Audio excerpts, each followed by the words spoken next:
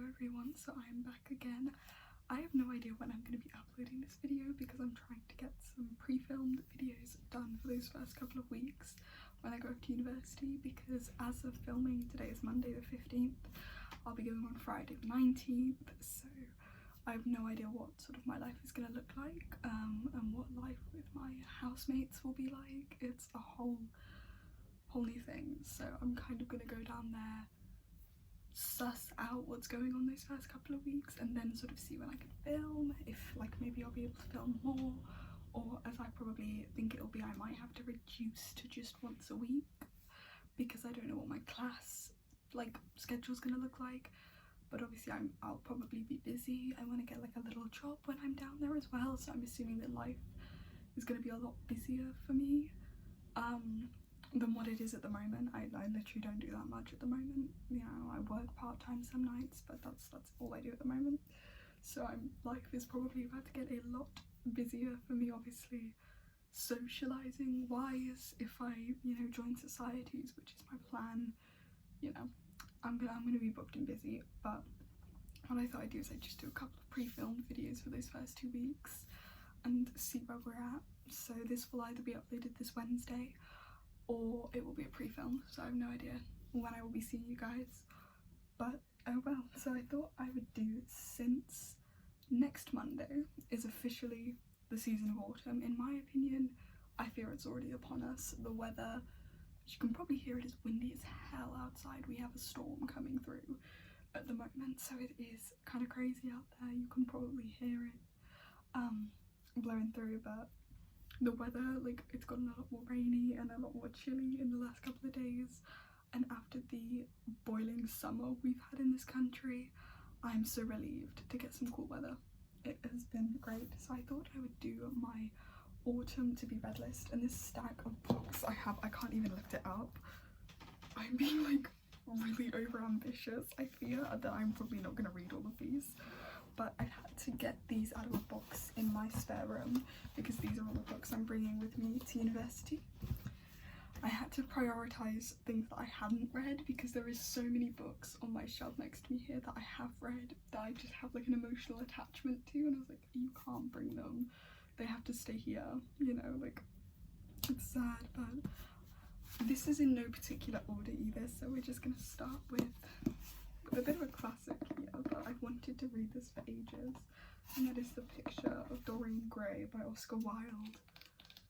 Everyone speaks so highly about this book, and this copy is, it's one of those Penguin classic collectible books, but this was a gift for my birthday actually. Look at how pretty. But everyone speaks really highly of this book, and Oscar Wilde obviously has quite the legacy, so figured I'd give this one a go. And this copy is so beautiful as well. Very good for ASMR. I hear everyone equate this as like an autumn book, because there are some books that people talk about, like this one, that sort of are seasonal almost, and a lot of people talk about reading this in the autumn, so I figured, oh, why the hell not? We'll see if that serves true when I give it a go, but quite excited to try that. So the next book is The Secret History. Everyone talks about this as like the dark academia book. I have had this book for ages now, and I've been meaning to read it for so long. I'll read the back. Under the influence of their charismatic classics professor, a group of clever, eccentric misfits at the elite New England college discover a way of thinking that is a world away from the humdrum experience of their contemporaries. But when they go beyond the boundaries of normal mortality, their lives are changed profoundly and forever. It's supposed to be a really, really good book. Everyone who's read this speaks really highly of it, so always wanted to give it a go. So, you know, it's a bit of a sort of academia inspired thing. What a better thing to read like in the autumn when I start university, like it fits. And I don't know how many of these books I'm actually going to get the time to read this autumn, because obviously, like I've said, life is about to take a very sharp turn for me, and I have no idea what that's gonna look like, so we will see. So I don't know how much reading time I'm gonna get, but I'm hoping it'll be, I hear everyone who's giving like advice for freshers say that like you have to have a thing you do when you get stressed or when you're like missing home that helps you, and I think reading will probably be that thing for me when I just have like a quiet hour to myself of an evening some nights, because I've heard everybody say that, like, take some time, you know, it's good to get out, it's good to be social, but you also need to take some time to wind down because it can get a bit crazy. So anyways, so I picked this book up the other day, and it is Patti Smith's Just Kids. I don't actually know that much about Patti Smith and sort of her story, but this book is supposed to be a really good exploration of art and the 60s, and that is an era I have the 60s as an era of fashion and art and music and culture. The 60s and the 70s, I have like a weird obsession with both of those decades. In fact, I'd probably say the 80s as well. Those like 30 years as a time period are so interesting, culturally and artistically, and especially fashion-wise for the 60s and especially the 70s. Like rock and roll style in the 70s, nothing else beats it. It's such a cool era in fashion. But this is supposed to be a really good book, sort of about her story of being in New York and being an artist in the 60s. So I'm quite excited to give this a read. Everyone who's read it again speaks really highly of this as well, so we shall see. So the next book is, we're getting sort of more into the fantasy here, because I've been on a bit of a fantasy kick. I've heard so much good stuff about, and that is S.F. Williamson's A Language of Dragons. And look at this sprayed edge, it's so cool. I got this from the works. Waterstones also does a really cool edition. For some reason the page is very noisy as well, but look at those sprayed edges. They're so cool. So the back of this says, Dragons, London 1923. Dragons soar through the skies and protest erupts on the streets, but Vivian Featherswallow isn't worried. She's going to follow the rules and get an internship studying dragon languages. By midnight, Vivi has started a war. With her parents arrested and her little sister missing, all the safety Viv has worked for is collapsing around her. So when a lifeline is offered from a mysterious job, she grabs it. Arriving at Bletchley Park, Viv discovers that she has been recruited to uncover the secrets of a hidden dragon language.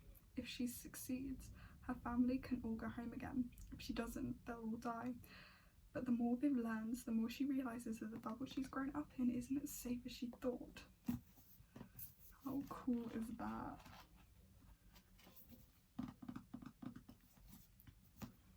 So I've heard mixed things about this book, but I heard mixed things about Fourth Wing and I really enjoyed it.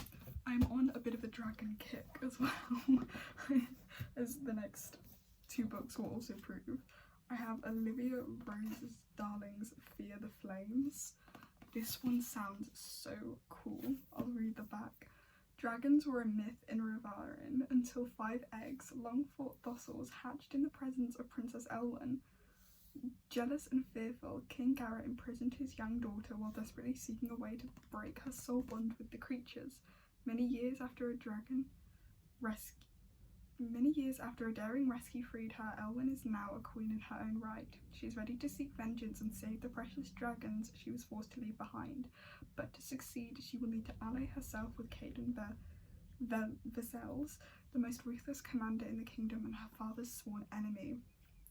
Elwyn initially ignores the law of the charismatic commander, but as the plan to infiltrate King Garrett's castle progresses, both her and Caden find their growing desire almost impossible to resist. Can their attraction survive a daring life or death heist and the looming threat of war? I love the sounds of that. It's really interesting.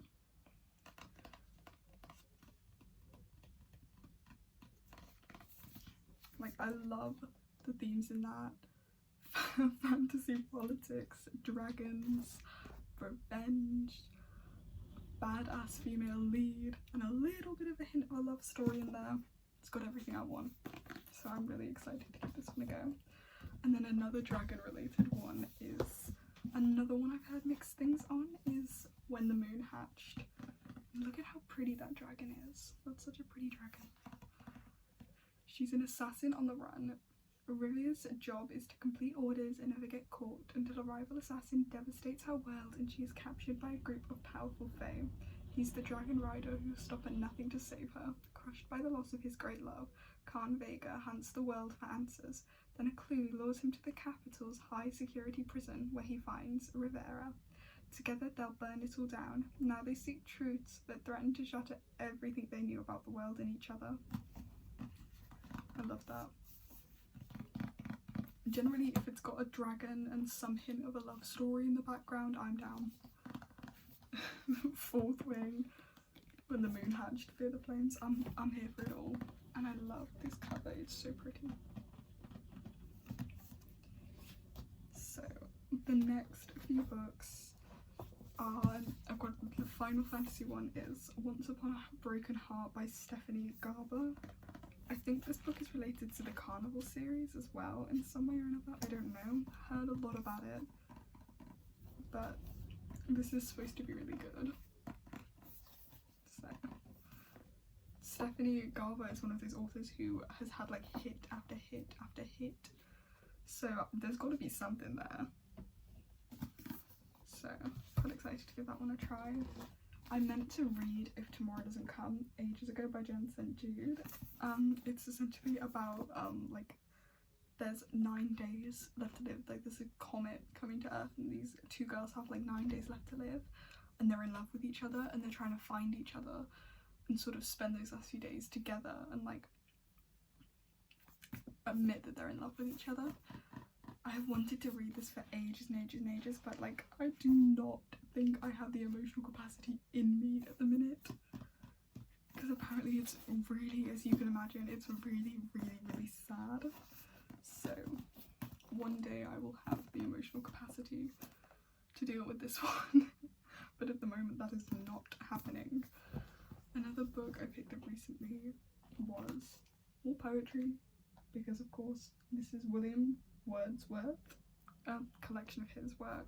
Obviously very famous figure, iconic in poetry. So very excited to get to read more of these. I haven't actually read me yet, so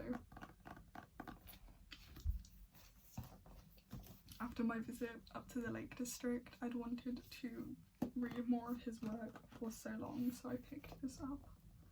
How beautiful that picture is on the cover. So I picked this up and I'm very excited to get to read more of his work.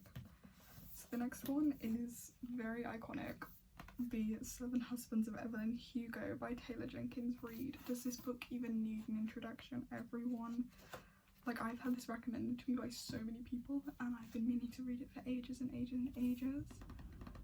Reclusive Hollywood icon Evelyn Hugo is finally ready to tell the truth about her glamorous and scandalous life, but when she chooses an unknown magazine reporter, Monique Grant, to write her story, no one is more astounded than Monique herself.